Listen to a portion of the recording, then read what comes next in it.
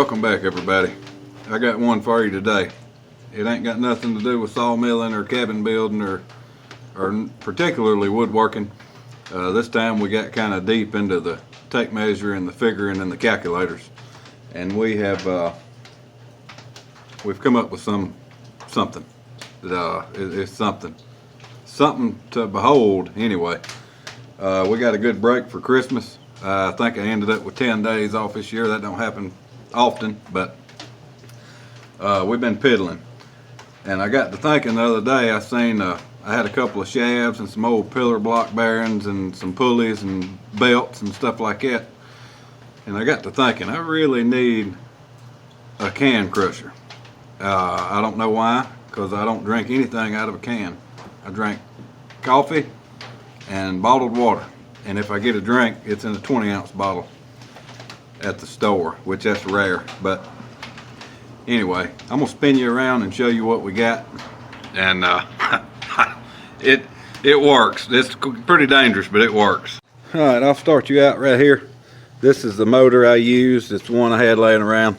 1/3 horsepower split phase motor. That's all we're concerned with right now. 1/3 horse is plenty.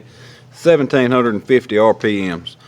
And I got a couple of pulleys on here where I could experiment, but that is a 1.5 inch pulley right there going up to a 10-inch pulley right here. And if you do the quick math on that, it ends up cutting it down to 15% of what it would be. So instead of 1760 or 1750,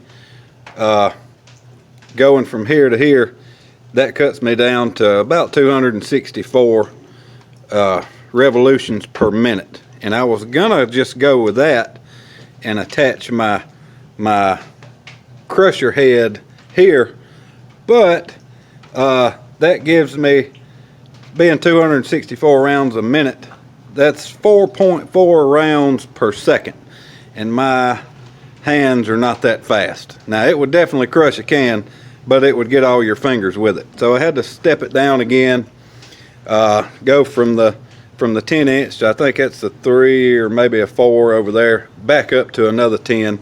And what that did is it cut me down from here to my flywheel is about 1/3 again. So by adding this second shaft, I got it down to 88 RPMs, or about 1.5, 1.4, 1.5 revolutions per second.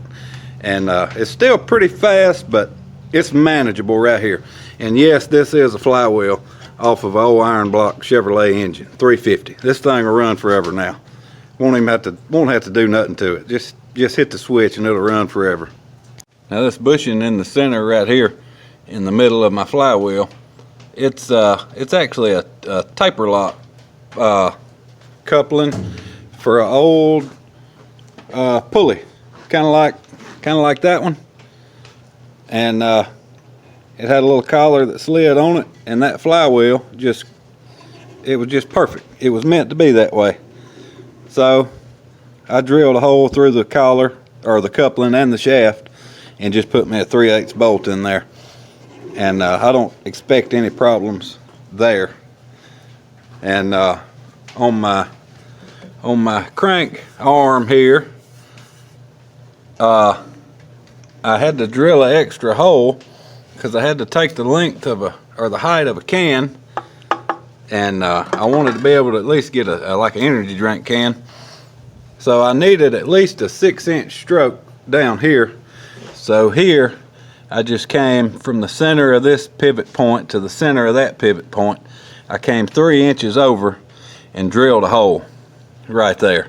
And that way a full revolution would give me 6 inches of travel on that end. Now this is this big timber that everything's mounted on. It's a 5 by 10 chunk of pine that I had left over. And it works really good. It's real heavy duty. I just got the bearings held down with wood screws right now. It's plenty. The rest of it's overbuilt, but these wood screws should hold. If not, I can pop them screws out and hit a lag bolt in there, and that'll take care of everything. under here, my little channel that I had to cut out, and the hole I had to cut through the whole thing for my flywheel. I did all that with a chainsaw. This is definitely a junkyard homestead project. Up here on this end, for my crusher piston, I guess, crusher head, I just got two 2x4s screwed together. I got a notch cut out, and my wrist pin in here is just a 3/8 bolt. You can see it right there. It's a 3/8 bolt, and I cut the head and all the threads off of it, so it's pretty much like a 3/8 rod going through there with no threads or anything on it.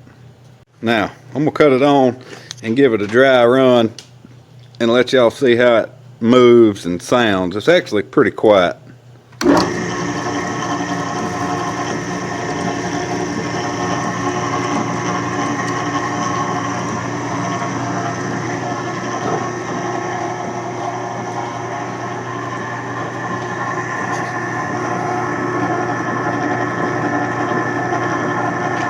It's still plenty fast enough where you got to watch your fingers, but it's all pretty smooth.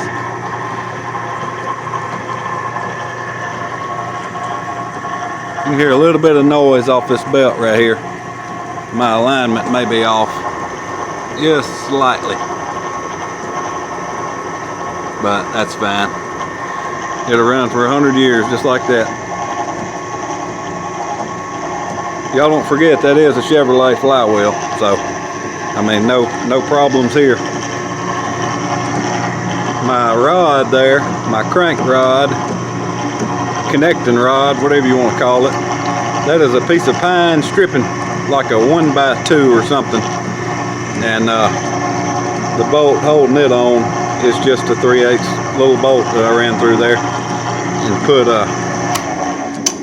put jam nuts right here where it wouldn't walk off. Now the big question, will it crush a can? How effective is it against your average Coke can? Well, let's see.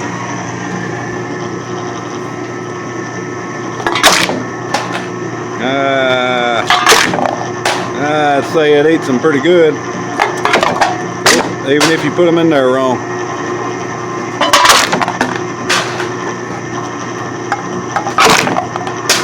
They just fall right conveniently through that hole I got there. There it is. There it is. A homemade can crusher. Don't go to town for nothing. I don't really know why I built it, because like I said, I don't drink anything out of cans. But I don't know. It's got me wanting to. Really got me wanting to build another one. I don't know why. Just mushing cans. I don't know why. I had an idea the whole time I was building this one. I was thinking in my mind I could use a pneumatic cylinder with a 6-inch stroke and a solenoid, you know, a 24 volt solenoid. I could get a power supply and hook up to that solenoid and make me up some fancy little push button switch to, you know, make me a pneumatic can crusher. But I don't know. And then I thought about putting a magazine on top of this one and turning it into a fully automatic Chevrolet can crusher. But I see a lot of jams and other little problems that could occur, and by the time you load the magazine to mount on top, you could have just fed them by hand, and it just, I'm going for efficiency. I want it to be fast and smooth and simple. And if you got to worry with feeding a magazine and an automatic falling and jamming up, I wasn't too interested in that. But anyway, there we go. If you have any suggestions or anything like that, put them down in the comments. Not the Facebook comments. If you're seeing this video on Facebook, I may send it, you know, to a bunch of groups and stuff, and I may not be able to keep up with all of them. In the YouTube comments, Leave me something down there if you like it, or if you didn't. I don't care. Thumbs it down if you didn't like it. If you a Ford guy and you like Ford can crushers, we'll go build you a Ford can crusher and push dislike. But as for me, I'm gonna stick with my Chevrolet. Anyway, y'all like it, subscribe it, share it, be good. Y'all take care. Merry Christmas, Happy New Year.